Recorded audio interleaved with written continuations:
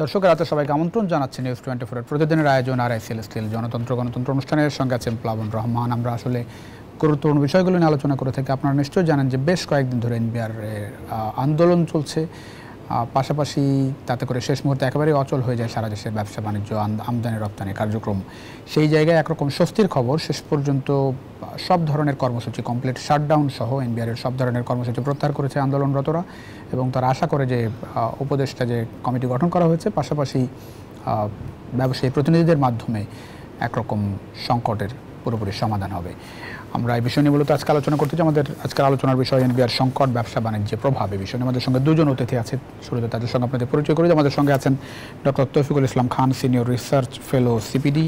একেবারে ডান দিকে আছেন doctor Kamruzzaman Kaiser, MD micro fibre group ও সাবেক পরিচালক বিজিএমইএ। দুজনকে স্বাগত জানাচ্ছি জনতন্ত্র গণতন্ত্র অনুষ্ঠানে। ডক্টর তৌফিকুল ইসলাম খান, আপনার কাছ থেকে একটু জানতে চাই, কারণ একেবারে সাধারণ মানুষ যারা আসলে এনবিআর সংকট শুরুতে যে বাস্তবতার মধ্যে আসলে সংকটটা শুরু হলো, আর এখন যে বাস্তবতা দেখছেন, এই সংকটের একেবারে সমাধান বলা যাবে কিনা?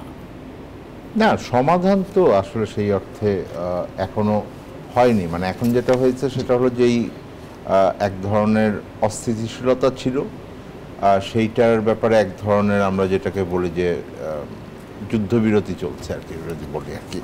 এটা শব্দটা বলা হয়তো খুব কঠিন, কিন্তু সত্যিকার অর্থে তাই আর কি। কারণ হলো যে এই পরিস্থিতি কিন্তু নতুন না, আমরা মানে পুরনো সময়টাকে ভুলে গিয়ে এটাকে আলাদা করে আলোচনার তো কিছু নাই। এই প্রক্রিয়ার সূত্রপাত হয়েছিল যখন একটা হঠাৎ করে অধ্যাদেশ মাঝরাতে দেওয়া হয়েছিল আলাদা করা। না, আলাদা করার ব্যাপারে আমি মনে করি না যে, দেখেন এইটা আরো আরেকটা বিষয়, আলাদা করার নিয়ে এখনো কিন্তু কোনো ডিবেট নেই। আলাদা কিভাবে হবে, কি প্রক্রিয়ায় হবে, সেগুলো আলাদা করার পর দুটো দেখতে কেমন হবে, সেই বিষয়ে হয়তো আলোচনার প্রয়োজন রয়েছে। আলাদা হবে কি হবে না এইটা নিয়ে মানে বহু পক্ষের ভিতরে, দুই পক্ষও না, বহু পক্ষের ভিতরে কোনো মানে মতানৈক্য আছে, এটা আমরা মনে করি না আর কি এখন। কারণ আমরা যারা গবেষণা করি, যারা সরকারের দায়িত্বে আছেন, যারা ব্যবসায়ী আছেন এবং যারা এনবিআর এর কর্মকর্তা কর্মচারী আছেন, সবাই এই ব্যাপারে একমত। সুতরাং এটা অ্যাবসলিউটলি কোনো আর ডিবেট নাই। সো আলাদা করা কি করা না। মূল সংকটের জায়গা আসলে কোথায়? মূল সংকটের জায়গা ছিল হলো যে যেই প্রক্রিয়ায় এটা করার চেষ্টা সরকার করেছেন, সেইটা খুব মানে ভালোভাবে হয় নাই। কারণ এটা হলো যে আপনি দেখেন, আমি একটু অতীতটা ফিরে দেখাই যে একটা উপদেষ্টা দল করা হয়েছিল এনবিআর এর সংস্কারের জন্য, এবং এই যে বিভাজনটা হবে, যেটা নীতি এবং আদায়কে আলাদা করা, এইটা প্রথম ধাপ মূল পুরো সংস্কারের ভেতরে, এবং তারা অনেকগুলো সুপারিশের ভিতরে আনবেন। এখন একটা খসড়া প্রতিবেদন আছে, কিন্তু সেই প্রতিবেদনের আদলেও কিন্তু সেই অর্থে এই যেই অধ্যাদেশটা তৈরি করা হয়েছে, সেই অধ্যাদেশটা সেটাকে নেননি, এটাকে পরিবর্তন করা হয়েছে। এই পুরো প্রক্রিয়ার ভেতরে আপনি সেই অর্থে অংশীজনদের সাথে কোনো আলাপ আলোচনা হয়নি।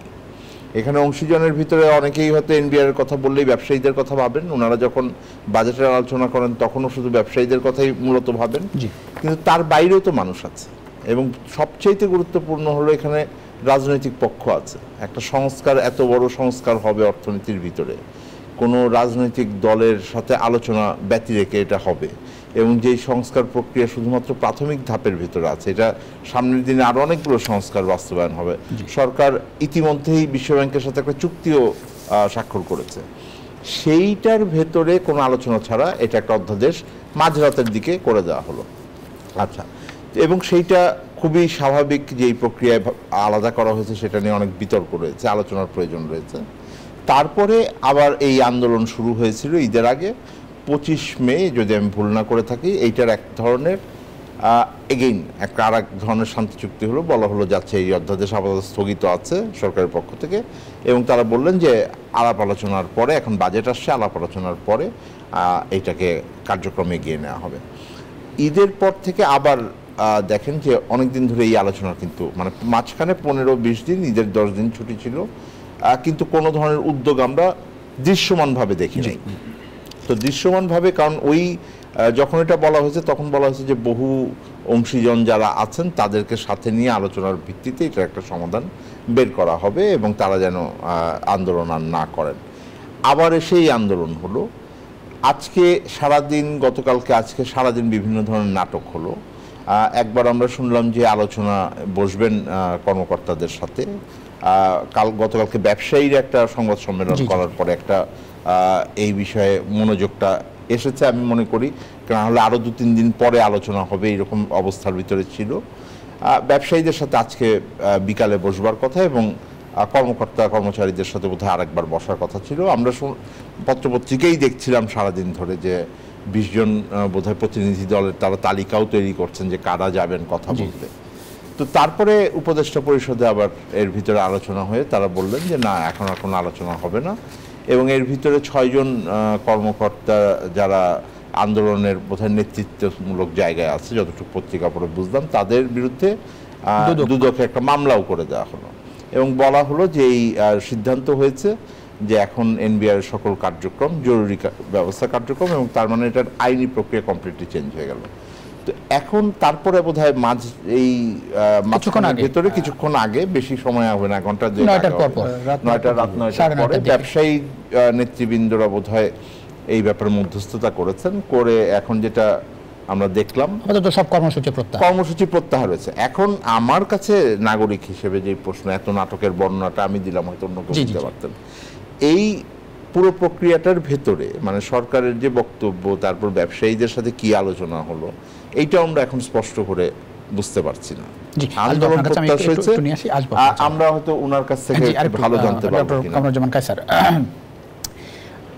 প্রথমত একটু জানতে চাই যে আন্দোলনের যৌক্তিকতা আপনি আপনার জায়গা থেকে কতটা দেখেন, এই যেভাবে আন্দোলনটা হলো। আর আরেকটা, যতটা বুঝছিলাম ডক্টর তৌফিকুল ইসলাম খান দূর থেকে যেটা পর্যবেক্ষণ করেছেন, যে কোনো রকম কমিউনিকেশন গ্যাপ শুরু থেকে এই যেসব সিদ্ধান্ত সরকারের পক্ষ থেকে নেওয়া হচ্ছে, এরকম একটি এত বড় সিদ্ধান্ত, আলোচনার জায়গাটাই বা ইমপ্লিমেন্টেশনের জায়গা থেকে কোনো রকম আলোচনা বা সমঝোতা কোনো রকম গ্যাপ চোখে পড়েছে কিনা?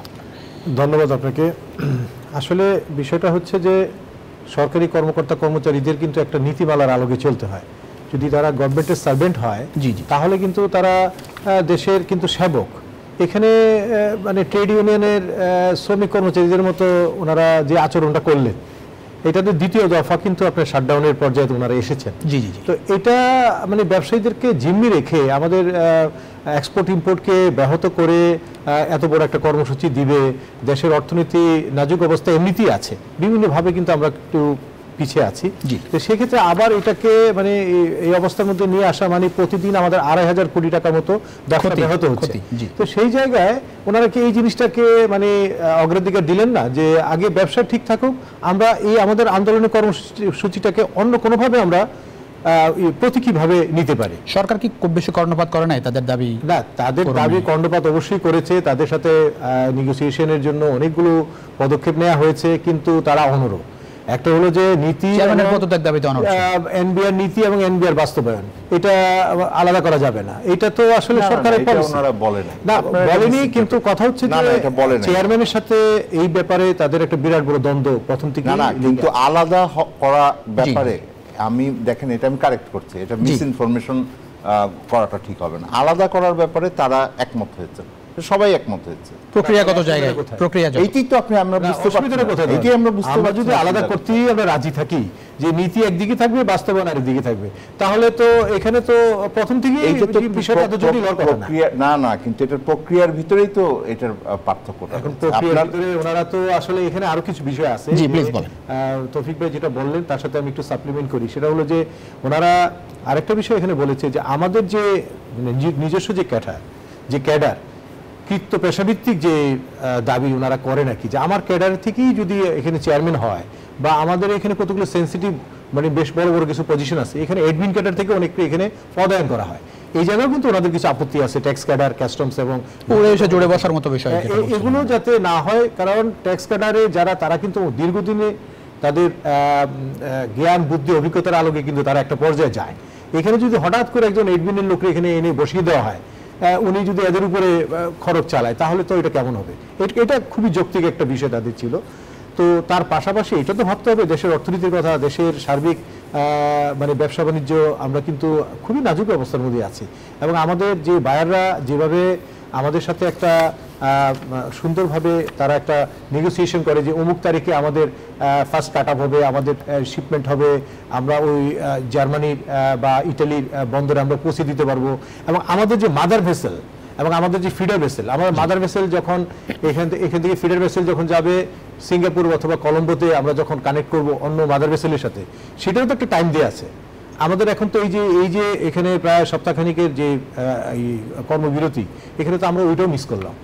আমরা কিন্তু এখন আমরা সিঙ্গাপুর, কলম্বো, হংকং বা যেসব ডেস্টিনেশন থেকে আমরা মাদার ভেসেল দিয়ে কানেক্টিভিটির মাধ্যমে ইউরোপ আমেরিকাতে আমরা পণ্য পাঠাবো, সেটা তো আমরা করতে পারছি না। না, কিন্তু একটা বিষয় একটু বলবেন, ধরেন এই সংকটটা যে এই পর্যায়ে যাচ্ছে এবং একেবারেই সারা দেশ যে অচল হয়ে যাবে, এটা কি সরকার রিড করতে পেরেছিল? মানে তাহলে কেন আরো আগে মানে ব্যবস্থা নেওয়া হলো না? করতে পেরেছে, তবে এটা যে কালকে আমি যেটা দেখছিলাম নিউজের মধ্যে একজন বলছেন, মানে ওই যারা আন্দোলন করছেন তাদের একজন বলছিলেন যে আমাদেরকে মানে বিভিন্ন নিউজে তারা দেখছেন যে আলোচনার টেবিলে বসার জন্য, কিন্তু তাদেরকে মানে আনুষ্ঠানিকভাবে আলোচনার প্রস্তাব দেওয়া হয়। সাধারণত কর্মকর্তাদের ধর্মঘট বা যাই বলি আমরা, সেটা তো এই কি বলে শ্রমিক কর্মচারী বা ছাত্রদের আন্দোলনের মধ্যে এত কঠোর হয় না, কখনই কিন্তু ইতিপূর্বে এটা হয়নি।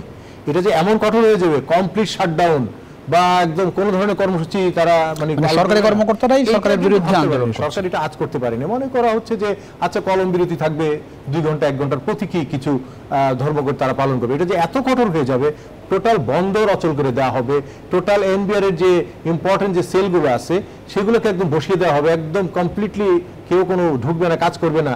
এটা আসলে এটা একটা বিব্রতকর একটা অবস্থা। নেপথ্যের কারণ কি বলে মনে হয় আপনার? নেপথ্যের কারণ হচ্ছে যে পুঞ্জীবিত অনেক ক্ষোভ, যেটা আমি একটু আগেই বললাম যে আন্তঃক্যাডার বৈষম্য আছে, এখানে আন্তঃক্যাডার বৈষম্য আছে। তারপরে তাদের যে কি বলে তাদের যে ক্ষমতায় কিছু ভারসাম্যহীনতা আছে।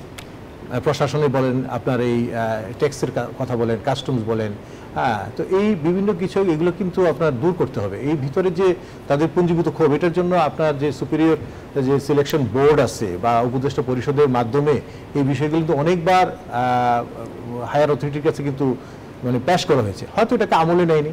এই আমলে না নেওয়ার কারণে আজকে এই বিস্ফোরণটা হয়েছে। জি, অনেক ধন্যবাদ ডক্টর তৌফিকুল ইসলাম খান।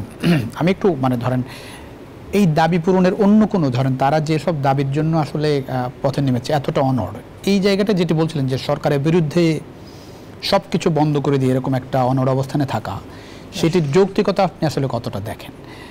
প্রথম সরকারের বিরুদ্ধে শব্দটা আমি শিওর না। হ্যাঁ, যেটা মানে আমি যেটা বলবো যে এটা হতাশাজনক এবং এটা একেবারেই কাম্য ছিল না। মানে আমি নাগরিক হিসেবে, ওনারা ব্যবসায়ী এত সরাসরি ওনাদের ব্যবসার সাথে যুক্ত হচ্ছেন, আমি তো পরোক্ষভাবে সেটার সাথে যুক্ত। আমার আমদানি রপ্তানি বন্ধ থাকবে, আমার দেশের না, কিন্তু যেভাবে আপনি সরকারের বিরুদ্ধে বলতে চাচ্ছেন না, কিন্তু আমরা যা দেখলাম ধরেন এই যে আমি ব্যবসায়ী যে ক্ষতি আমরা দেখছি, আদায় হচ্ছে শুল্ক, ভ্যাট, আয়কর একেবারে স্থবির, বন্দরে তৈরি পণ্য জট, পণ্য খালাস বন্ধ, এবং ব্যবসায়ীরা গতকাল ওপেন বলেছেন যে 2,500 কোটি টাকার মতো ক্ষতি হচ্ছে পার ডে। না, আমি ওইটাই বলছি যে আপনি এইটা তো কাম্য না, এবং এই পরিস্থিতি মানে অত্যন্ত হতাশাজনক, এবং কোনো ক্ষেত্রে আমাদের জন্য এটা অত্যন্ত চাপেরটা কেন বলছেন? ধরেন আপনি বছরের শেষ সময়, এই বছরের রাজস্ব আদায় খুবই খারাপ হয়েছে, আর সেই রাজস্ব আদায় না হওয়ার কারণে সরকার বিভিন্ন ধরনের পরিষেবা প্রকল্প বাস্তবায়নের ক্ষেত্রে ধীরগতিতে যেতে হয়েছে। তার মানে কি আমি তো নাগরিক হিসেবে ক্ষতিগ্রস্ত হয়েছি। সুতরাং কে এই অবস্থা দেখে? ওনারা এই ধরনের যে পর্যায়ের ভিতরে গেলেন, এইটা আমি মনে করি না যে এটার কোনো প্রয়োজন ছিল। এইটার দুই পক্ষের আমি মে মাসের 25 তারিখে যখন ওই প্রজ্ঞাপনটা আসে সরকারের পক্ষ থেকে যে আলোচনা হবে, তখন আমি 4টি অনুরোধ করে আমি একটা লেখা লিখেছিলাম। দেখেন, আমি বলেছিলাম যে দুই পক্ষকে এখন উচিত সামনাসামনি বসা। আপনি যখন ফেস টু ফেস বসবেন, এখন পর্যন্ত কিন্তু এই প্রায় 2 মাস ধরে এটা চলছে, মাঝখানে বিরতি দিয়ে। দুই পক্ষ বলতে আমি বোঝাচ্ছি সরকারের সর্বোচ্চ পর্যায়ে যারা নীতি নির্ধারক আছেন, তারা এই অফিসারদের যারা আছেন তাদের সাথে গিয়ে কথা বললে তাদের পয়েন্ট অফ ভিউটা বুঝতে পারেন। কিন্তু এটা তাদের একটা দরকার ছিল। 2, আমরা মনে করি যে দুজন মিলে একটা কর্মকৌশল তৈরি করতে হবে। এত বড় একটা রিফর্ম, এটা তাড়াহুড়ার ব্যাপার না, এইটা করতে হবে, এই কমিটমেন্টটা আছে। কিন্তু এটা কিভাবে করব, এটার জন্য আরও স্বচ্ছতা জবাবদিহিতার মাধ্যমে একটা কর্মকৌশল নির্ধারণ করা। সেই ব্যাপারে আমি অন্তত গত 1 মাসে আপনাদের কাছ থেকেও কোনো রিপোর্ট দেখি নাই যে একটা আলোচনার জায়গাগুলোকে এইভাবে হবে, এই ধরনের স্টেক হোল্ডারদের সাথে আলোচনা হবে, এই ধরনের কোনো প্রক্রিয়া কিন্তু সরকার ঘোষণা করেন নাই।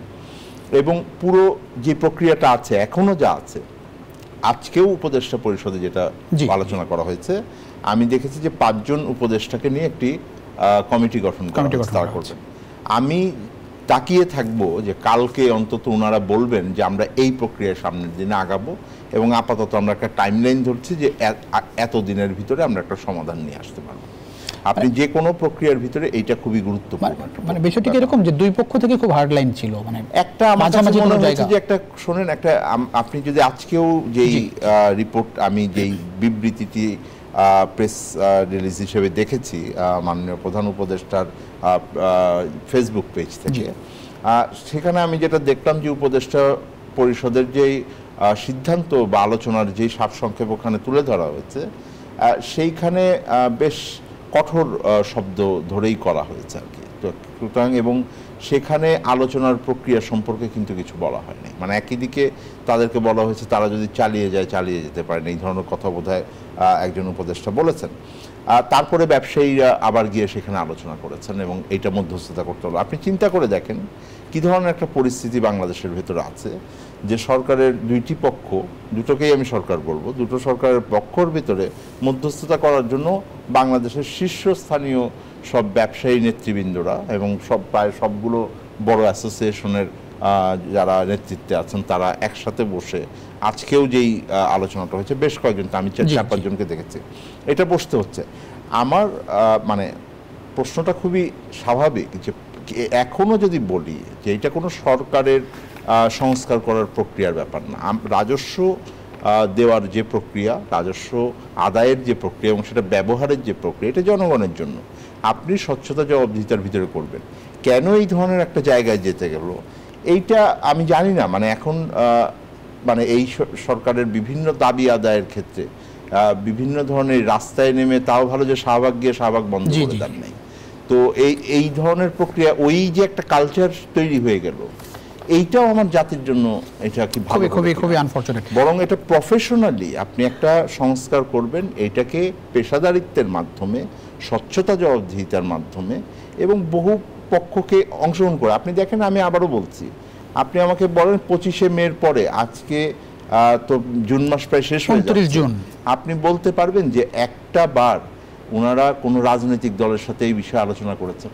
ওনারা এখনও যদি স্বীকার না করেন যে রাজনৈতিক দলগুলো এটার পক্ষ না, আগামী 1 বছরের ভিতরে যদি আমরা ধারণা করি যে আর একটা রাজনৈতিক দল এসেই সংস্কার কার্যক্রমকে এগিয়ে নিয়ে যাবে, তাহলে আপনি কিভাবে তাদেরকে ইগনোর করে এটা এগিয়ে নিয়ে যাবেন? অনেক ধন্যবাদ কামরুজ্জামান খান স্যার। আলোচনাটা আসলে ঠিকঠাক মতো হলো না কেন? মানে ধরেন এখনও যেটি বলছিলেন তৌফিকুল ইসলাম খান, যে যেখানে এত বড় বিরোধ, এত বড় আন্দোলন চলছে এবং 25 মে থেকে আজকে 29 জুন অনেক কিছু ঘটে গেল এর মধ্যে, তারপরেও কেন মানে আলোচনার টেবিলে আমরা দুই পক্ষকে দেখলাম না? আসলে আজকেও ব্যবসায়ীদেরকে মধ্যস্থতা করতে, সেটা হচ্ছে বিশ্বাস অবিশ্বাসের একটা দোলাচাল। এখানে যারা কর্মকর্তারা আছেন তারা কিন্তু প্রথমত এনবিআর এর চেয়ারম্যান এবং উপদেষ্টার উপরে ওনাদের একটা বিশ্বাস ছিল যে আমরা এটাকে প্রাথমিকভাবেই সমাধানে আসতে পারবো, কিন্তু দেখা গেছে যে দাবি দেওয়া বা যে বিষয়গুলো মৌখিকভাবে প্রাথমিকভাবে আলোচনা হয়েছিল সেগুলো কিন্তু দেখা গেছে সকালে একটা কথা বলেছে, রাতে আবার এটা চেঞ্জ করে ফেলেছে। এই যে বিষয়টা ছিল তাতে কিন্তু দুই পক্ষেরই কিন্তু আস্থাহীনতার একটা বিষয় এখানে তৈরি হয়, যার কারণে আলোচনাটা আর সামনের দিকে খুব ফলপ্রসূভাবে এগোয় নেই, কারণ এটা অবিশ্বাসের একটা বীজ এখানে উৎপন্ন হয়েছিল আর কি। তো এখন যে বিষয়টা দাঁড়াচ্ছে যে এখানে যে উপদেষ্টা পরিষদ একটা দায়িত্ব নিল, এই দায়িত্বই যে মানে আগামীতে এটাকে একটা চূড়ান্ত পর্যায়ে নিয়ে যেতে পারবে, সেটাও কিন্তু আমরা ব্যবসায়ী মহল থেকে একটু উৎকণ্ঠায় আছি। কারণ এর আগেও তো আমরা দেখলাম যে 2বার তারা এই ধর্মঘট আহ্বান করলো, 2বার আবার প্রত্যাহার করলো, এখন আবারও কিন্তু তাদের ভিতরে কিন্তু অসন্তোষের দানা। কিন্তু ব্যবসায়ীরা যে মধ্যস্থতা করলো এবং তারা আশ্বস্ত হলো, কিসের ভিত্তিতে ব্যবসায়ীদের মধ্যস্থতায় আশ্বস্ত হলো? ব্যবসায়ীরা তো আপনি জানেন যে ব্যবসায়ীরা কিন্তু আসলে এখন সরকারের চালিকা শক্তির অন্যতম একটা সোপান। তাদের কিন্তু এখানে একটা বিরাট রোল থাকে। আগে যেখানে ব্যবসায়ীদেরকে সম্পৃক্ত করা হতো না, এখন ব্যবসার সাথে রাজনীতি ওতপ্রোতভাবে জড়িত। তো ব্যবসায়ীরা একটা ভালো রোল প্লে করে, এবং যারা কর্মকর্তা আছেন তারাও কিন্তু ব্যবসায়ীদের উপরে আপনার রিলাই করা তাদের একটা বিষয় দাঁড়িয়েছে আর কি। বিগত দিনের কালচার বলি বা বর্তমান যে ট্রেন্ড, অর্থনীতি বলেন বা রাজনীতি বলেন, ব্যবসায়ী কিন্তু এখানে ভালো একটা রোল, সরকারের উপর আস্থা নেই, বলার অপেক্ষা রাখে না। ব্যবসায়ীদের উপরে ব্যবসায়ীদের একটা ইনফ্লুয়েন্স আছে, এটাকে হয়তো মানে কর্মকর্তারা এই সাইডটাকে একটু একটা স্পেস দিচ্ছে যে ঠিক আছে দেখি ব্যবসায়ীদের মাধ্যমে একটা কিছু হয়। একটা বিরতির পর ফিরছি দর্শক, ছোট্ট একটা বিরতির সময় হচ্ছে। আরআইএসএল স্টিল জনতন্ত্র গণতন্ত্র কিছুক্ষণের মধ্যে ফিরছি, আশা করি সঙ্গে পাচ্ছি বিরতির পর।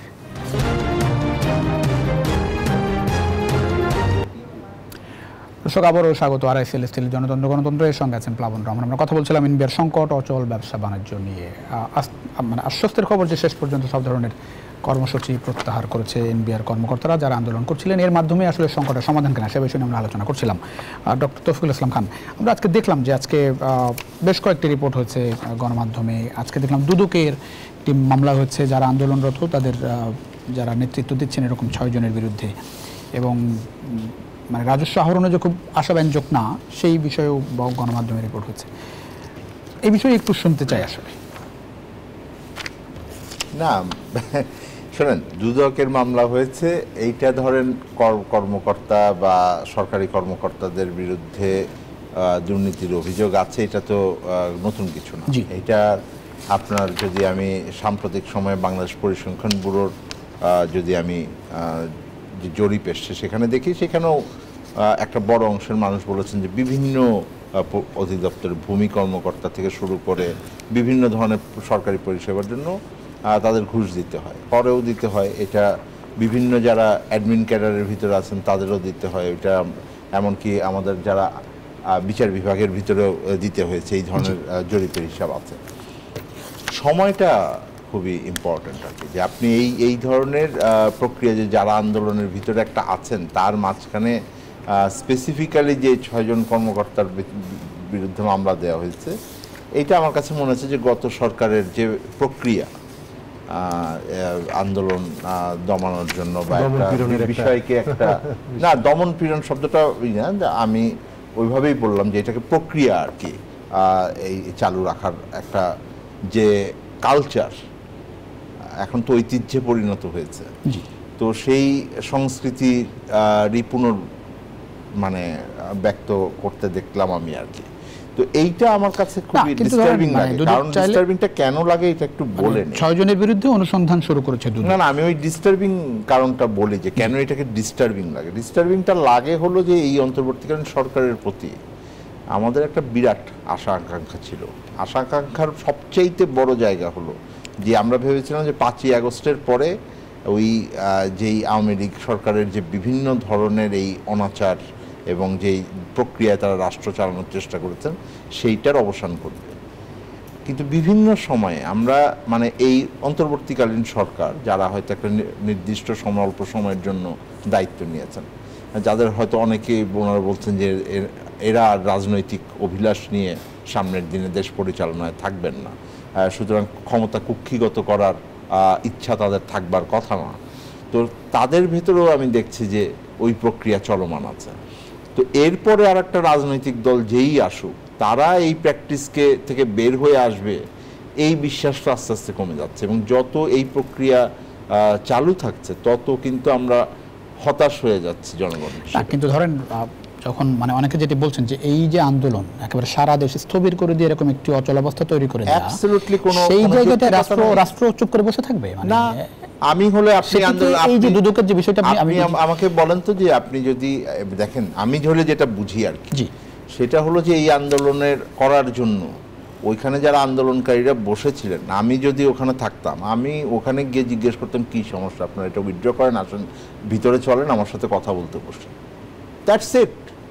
ওনারা কথা বলতে চেয়েছেন তো একটা এই, তারপরে যদি ওনারা না যেতেন, তারপরে যদি ওনারা ওইখানে একটা শারীরিক আক্রমণ করে দিতেন, একদম ধরে নিয়ে জেলে ঢুকাই দিতেন আপনি।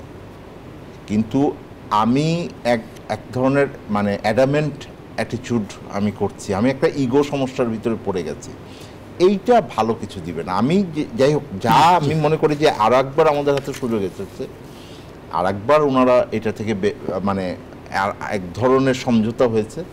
এখন একটু স্বচ্ছতা, জবাবদিহিতে এবং অন্যান্য অংশকে সাথে নিয়ে, শুধু ব্যবসায়ী না, আমি বারবারই বলছি, ব্যবসায়ীরা আর একটা গোষ্ঠী স্বার্থের ভিতরে থাকেন। যদি কর এনারাও যদি ঘুষ নিয়ে ফাঁকি দেন, তাহলে ব্যবসায়ীরাও তো কোনো না কোনো কেউ তো এটা ফাঁকি দিচ্ছেন, বা ওনারা কর ফাঁকি দিয়েছেন, এই বিষয়ও আছে। এইটাকে ট্রান্সপারেন্ট করেন, ট্রান্সপারেন্ট করে আপনারা আলোচনার টেবিলে গিয়ে যে সংস্কারটা টিকবে, যে সংস্কারটা সত্যিকার অর্থে আমরা চাচ্ছি একটা ন্যায় ভিত্তিক কর কাঠামো, যাতে আমি নাগরিক হিসেবে আমার কর প্রদান করার পরে যে সরকারি পরিষেবা আছে সেইটার জন্য যথেষ্ট পরিমাণ অর্থ রাষ্ট্রের কাছে থাকবে, সেই ধরনের একটা কর কাঠামো আমরা চাচ্ছি। জি, অনেক ধন্যবাদ ডক্টর কামরুজ্জামান কায়সার। দুদকের যে বিষয়টি নিয়ে আলোচনা করছিলাম আমরা, মানে এনবিআরের 6 কর্মকর্তার বিরুদ্ধে অনুসন্ধানের দুদক, এবং যেটি বলা হচ্ছে তাদের বিরুদ্ধে 20-25 বছর ধরে ভ্যাট শুল্ক ফাঁকির সুযোগ করে দিয়ে অবৈধ সম্পদ অর্জনের অভিযোগ রয়েছে। এরকম 6 জনের বিরুদ্ধে অনুসন্ধান নিয়ে প্রশ্ন তোলার সুযোগ আছে কিনা? হ্যাঁ, বিষয়টা দুদক চাইলে তো এই মুহূর্তে এই মামলার বিষয়টা সম্মুখীন নিয়ে আসছে এমনই একটা সময় যখন তাদের ধর্মঘট বা তাদের প্রফেশনাল কিছু দাবি দেওয়া এখানে উত্থাপিত হয়েছে। তো দুদক যদি সেটা করেই থাকে, সেটা আগে পরেও তো করতে পারতো, তাই না? এখন এটা করার পিছনে তো একটা উদ্দেশ্য, মানে এটা একটা সুদূর প্রসারী একটা ষড়যন্ত্রের একটা অংশ হিসাবে অন্য পক্ষ কিন্তু এই কথাটা বলছে, বা আমরা যারা সাধারণ মানুষ হিসেবে কিন্তু বলছি যে এই মামলাটা এখন কেন? ওই নির্বাচনের আগে দেখা যায় যে তাকে নির্বাচন করার জন্য বিভিন্ন ধরনের ইয়ে করা হয়, মানে বিভিন্ন প্রবলেমে ফেলা হয়। তো এটা ওনারা এনেছেন, ভালো কথা। আর আরেকটা বিষয় হলো যে বর্তমানে যারা এরপরে কি, মানে এটা কি আন্দোলনে এফেক্ট করলো বলে মনে হয়? আন্দোলনকে এটা শানিত করেছে। যারা ভিকটিম, যাদেরকে উদ্দেশ্য করে আন্দোলনের এই সময়ে যখন তাদের বিরুদ্ধে এই মামলাটা দুদক অনুসন্ধানের সিদ্ধান্ত নিয়েছে, তখন তো তাদের আন্দোলনকে আরো চাঙ্গা করার একটা ক্ষেত্র তৈরি করে দিল। এটা এখন না করে একটু পরে করলে মানে ভালো হতো আর কি। আর এখানে কিছু বেনিফিশিয়ারি, আমি একটু অফ দ্য রেকর্ড অন্য কথা বলি, যে এখানে কিছু বিগত আমলের ফ্যাসিস্ট সরকারের কিছু বেনিফিশিয়ারি অফিসাররাও এখানে বহাল তবিয়তে আছে। তারা সরকারকে ডিস্টেবিলাইজ করার জন্য হয়তো এমন কিছু তারা করতেও পারে, কারণ তাদের হয়তো এখন পছন্দ হচ্ছে না তাদের পদ পদবি, তাদের যে পোস্টিং বা তাদের অন্যান্য যে বর্তমান হাল হকিকত, সেটা আগে যেভাবে তারা এনজয় করেছে সেটার সাথে কিন্তু এখন একটু সাংঘর্ষিক। তো সেটা হয়তো মনের ভিতরে তাদের একটা ক্ষোভ থাকতেই পারে। সব কিছু মিলিয়ে এখন সরকারকে একটু বেকায়দা ফেলার জন্য একটা বিষয় তৈরি হয়েছে। তবে সরকারকে সজাগ থাকতে হতো, সরকারই বা এই সুযোগটা কেন দিবে, তা সেই কেনই বা মানে এই সময়ে এই ধরনের কিছু বিষয় দাঁড় করাবে, যেখানে বাংলাদেশ এখন যাচ্ছে সংস্কারের একটা আবহমান বা সংস্কারের একটা চলমান ধারায় যাচ্ছে, সেখানে এই সুযোগটা কেন দিয়ে সরকারের বিভিন্ন জায়গায় অস্থিরতার একটা ক্ষেত্র তৈরি করবে? এমনিতেই আমাদের ছাত্র আন্দোলন আছে, আপনার বিভিন্ন পেশাজীবীদের আন্দোলন, প্রতিদিন কোনো না কোনো জায়গায় রাস্তাঘাট ব্লকেজ হচ্ছে, আমরা কিন্তু এমনি কিন্তু স্বস্তিতে নেই। তারপর আপনার সংস্কার যে কার্যক্রম, সেটারও কিন্তু আপনার দৃশ্যমান অগ্রগতি কিন্তু জনগণ লক্ষ্য করছে না। সব কিছু মিলে একটা হতাশা কাজ করছেই। আস্তে আস্তে জনপ্রিয়তার যে পারদ, সেটা কিন্তু ডক্টর ইউনূস সাহেবের জনপ্রিয়তার পারদ কিন্তু অনেক নিচে নেমে গিয়েছে, অথচ এটা কাঙ্ক্ষিত ছিল না। সবাই কিন্তু তাকে সাপোর্ট দিয়েছে, এবং আমরা এখনো এই সরকার ব্যর্থ না হোক এই জন্য কিন্তু আমরা সবাই মানে সোচ্চার। আমরা জানি যে এইবার এই সরকার যদি ব্যর্থ হয়, এমন একটা বড় অভ্যুত্থানের মাধ্যমে একটা ফ্যাসিস্ট রিজাইমকে মানে হটিয়ে দিয়ে এরকম একটা সরকার, নোবেল লরিয়েট প্রফেসর ইউনূসকে সামনে এনেও যদি আমরা বাংলাদেশকে একটা তরিতে না নিতে পারি, তাহলে এটা আমাদের জন্য আগামীতে একটা দুশ্চিন্তার কারণ হয়ে দাঁড়াবে। জি, ছোট্ট বিরতির সময় হচ্ছে আরেকটা দর্শক, ছোট্ট বিরতিতে যাচ্ছি। আর আইসিএল স্টিল গণতন্ত্রে একেবারে কিছুক্ষণের মধ্যে ফিরছি, আশা করি সঙ্গে পাচ্ছি বিরতির পর।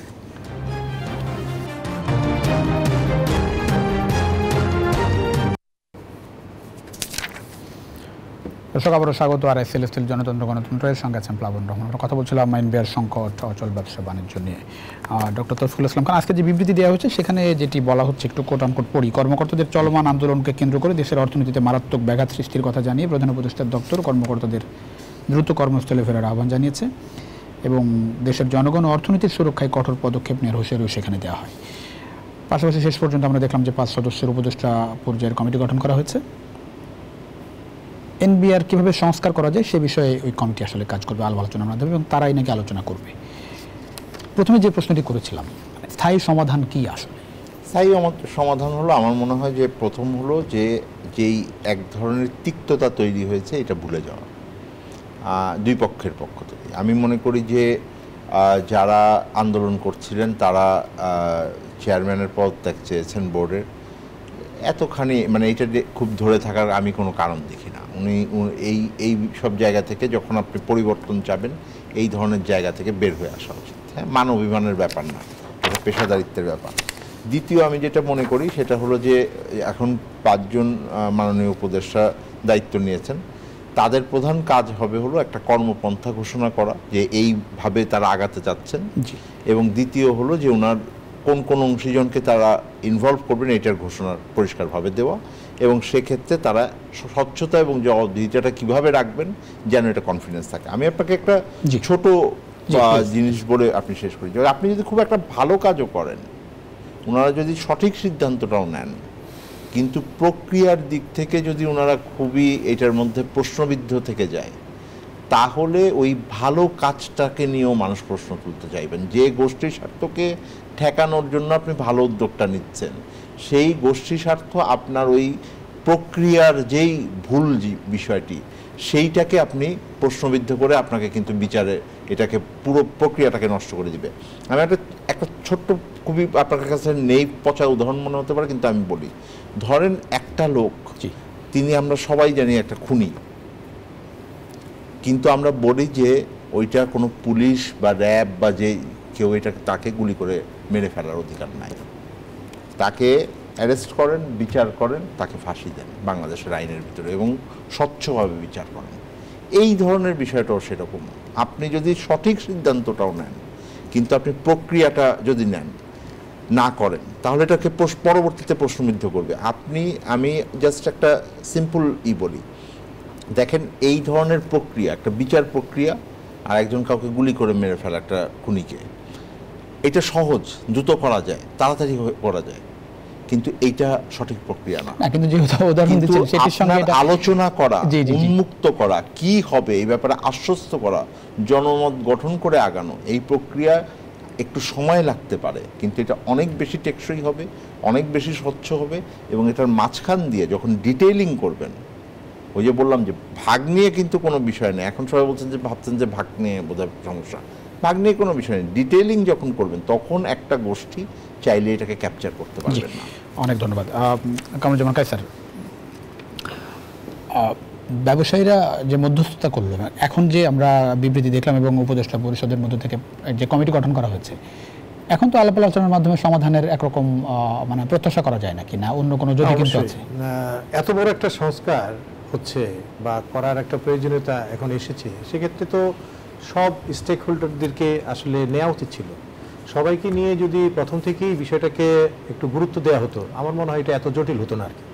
তো রাজনৈতিক সংস্কার যেমন হচ্ছে, বিচার বিভাগের সংস্কার হচ্ছে, অর্থনৈতিক সংস্কারও কিন্তু প্রয়োজন, এবং অর্থনৈতিক সংস্কারের জন্য সরকার যেভাবে এগোচ্ছে এটাকে আরও বেশি ত্বরান্বিত করতে হবে, এটা আসলে দৃশ্যমান করতে হবে কি হচ্ছে।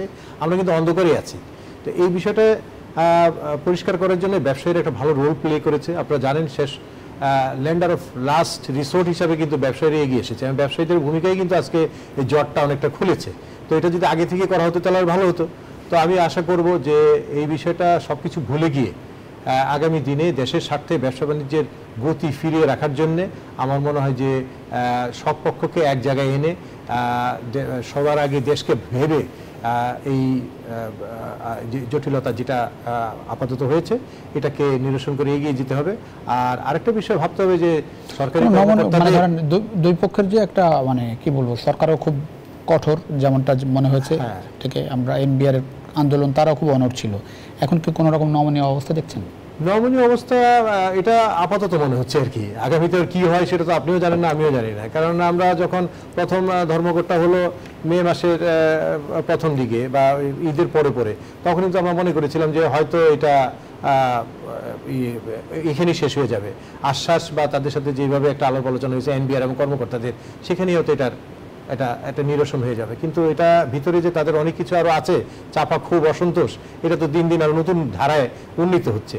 তা আমি মনে করি পলিটিক্যাল গভর্নমেন্ট আসলে এটা একটা ভালো শেপে আসবে। এখন কিন্তু সবাই এমনভাবে দাবি দাওয়া উত্থাপন করে, মনে করে যে করলেই আমরা শাহবাগে গেলে বা কোনো একটা জায়গায় গেলে বা আমি অফিসেও যদি আমি একটা বিক্ষোভ দেখাতে পারি সেটার উপরে কিন্তু এটার একটা ইফেক্ট আসতে পারে। এভাবে অনেকগুলো দাবি দেওয়া তো আদায় হয়ে গেছে। এটা তো আসলে আপনি দেখেন যে ইতিপূর্বে কিন্তু অনেকগুলো যে নার্সের সংগঠন বা অন্যান্য সংগঠন তারা কিন্তু অনেকেই এইভাবে অনেক দাবি দেওয়া আদায় করে নিয়েছে। যমুনা অভিমুখী গিয়ে কিন্তু অনেক কিছু আদায় হয়ে গেছে। এটা এখন যদি সরকারি কর্মকর্তারা, প্রথম শ্রেণী কর্মকর্তারা, তারাও যদি এই ট্রেড ইউনিয়নের শ্রমিক কর্মচারীদের মতো আচরণ করে তাহলে কিভাবে হবে?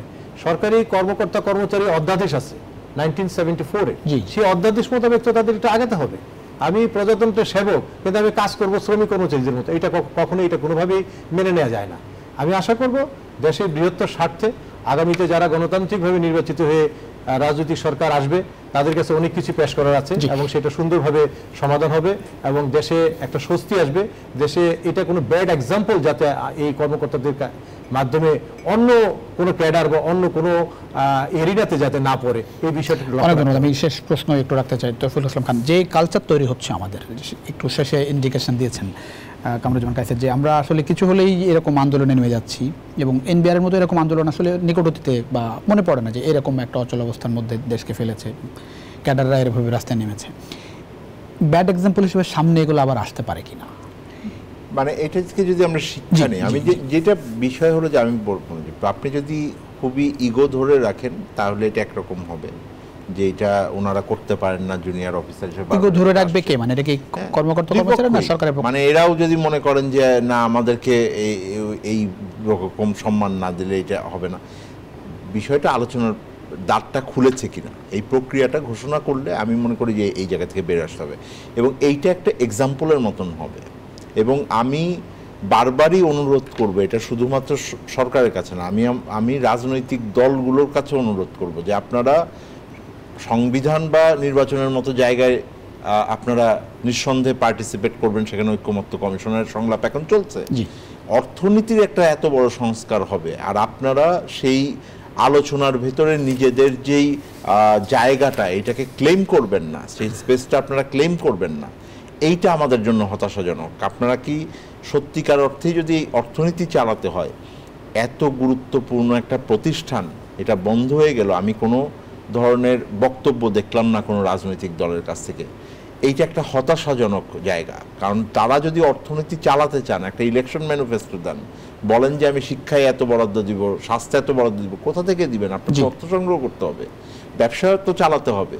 তো সেই জায়গাতে আমি মনে করি যে তাদেরও এগিয়ে আসাটা, দলগুলো কি উপেক্ষা করছে বিষয়টা এরকম? হয়তো তাদের ইম্পর্টেন্সে আসে না, সরকারও তাদেরকে ইগনোর করছে। আমি মনে করি যে তাদেরও একটা চাহিদা, একটা ডিমান্ড, একটা স্পেস ক্লেম করার ব্যাপার আছে, যে ওনাদের এগিয়ে আসা উচিত বলার জন্য যে এইভাবে সংস্কারের প্রক্রিয়াটা চালানো ঠিক না। স্বচ্ছতা, জবাবদিহিতা এবং অংশগ্রহণমূলকভাবে সংস্কারটা অর্থনীতির জন্য খুবই গুরুত্বপূর্ণ। কারণ আমাদের অর্থনৈতিক যে পরিস্থিতি খারাপ হয়েছিল, এইটারই কিন্তু একটা বড় বহিঃপ্রকাশ আমরা রাজনৈতিকভাবে কিন্তু রাস্তায় দেখেছিলাম এবং তার মাধ্যমে একটি সরকারের, যে সরকারকে গুরুত্বপূর্ণ প্রতিষ্ঠানগুলো না দাঁড়ালে আসলে সরকার পরিচালনা কঠিন হবে। কোনোদিনই তারা ভেবেছিলেন যে এই সরকার যাবে না। সেই সরকারের পতন হওয়ার পেছনে অর্থনৈতিক যে দুরাচার, যে দুর্নীতি এবং যেই ধরনের দমন পীড়নমূলক নীতি আছে, সেইটা যে কাজ করেছে, এটাতে তো কোনো সন্দেহ নেই। জি, অনেক ধন্যবাদ ডক্টর তৌফিকুল ইসলাম খান, ডক্টর কামরুজ্জামান কায়েস, দুজনকে অসংখ্য ধন্যবাদ এই রাতে আপনাদের মূল্যবান সমাজের জন্য। দর্শক, আমরাও চাই আসলে স্বাভাবিক অবস্থায় ফিরুক এনবিআর এবং যার মাধ্যমে স্বস্তিকর অবস্থায় ফিরুক বাংলাদেশ ব্যবসা বাণিজ্য এবং তার হাত ধরে বাংলাদেশ তার কাঙ্ক্ষিত লক্ষ্যে পৌঁছে যাক। অনেক ধন্যবাদ যারা তখন আমাদের সঙ্গে ছিলেন। নিশ্চয়ই দেখাবো অন্য সময়।